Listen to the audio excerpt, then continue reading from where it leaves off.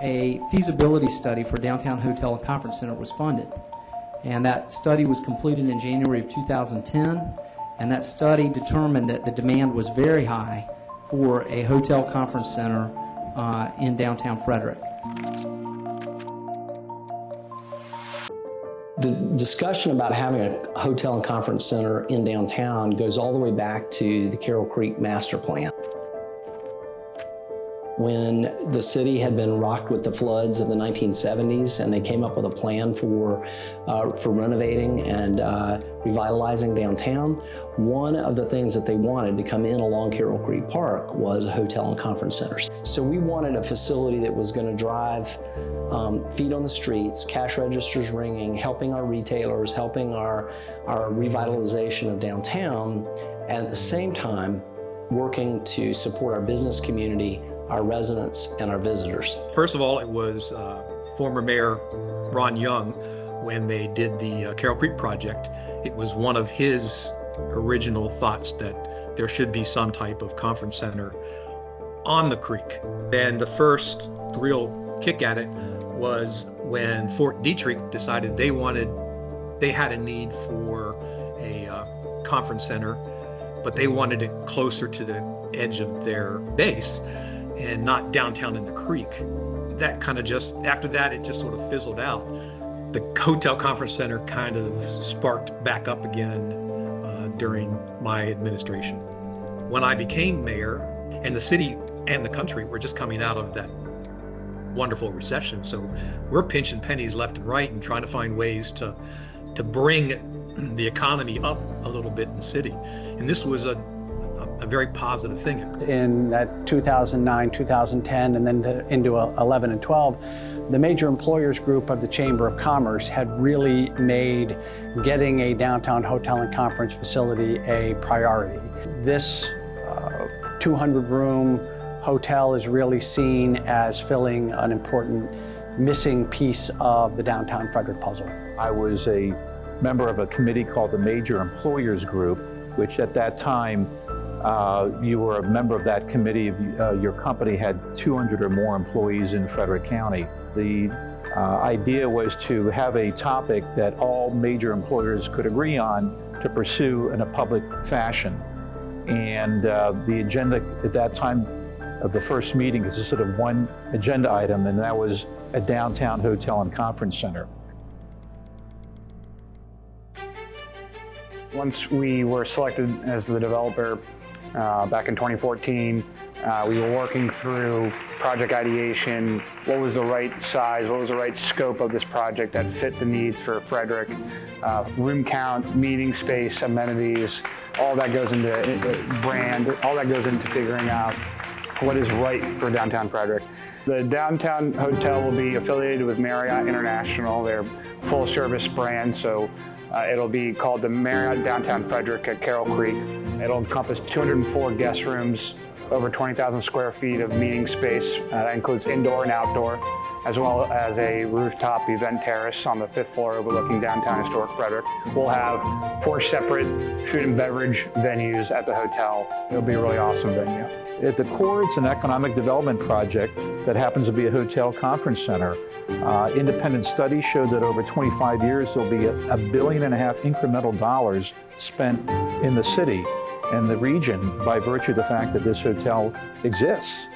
The Downtown Hotel and Conference Center is a $104 million project, and it is complex because it's on an urban infill development site that required the removal of existing buildings, it required dealing with brownfields issues, involves dealing with urban parking, structured parking, and full-sided architectural design. Having a project be built in downtown Frederick comes with its own challenges. It's constrained. Finding a site that was big enough in order to do a project like this was one challenge that needed to be tackled.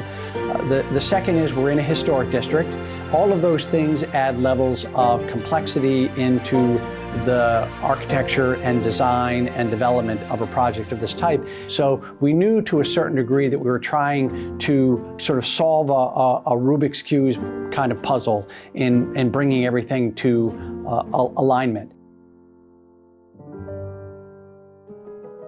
It's no secret that there is an old tannery building that was located on our site, and that was one of the main elements of needing to go through Historic Preservation Commission as well. When we were going through getting our level 1 approval, we had to demonstrate that the project that we were building in its place would provide numerous economic benefits for the city and the county and the state. We'll have historical artifacts, stories about the tannery business in Frederick, the tanning industry in Frederick, along the creek and inside the hotel lobby as well, so folks can see and understand what was on this parcel of land prior to building the hotel. We are repurposing the trolley building in partnership with the Randall family.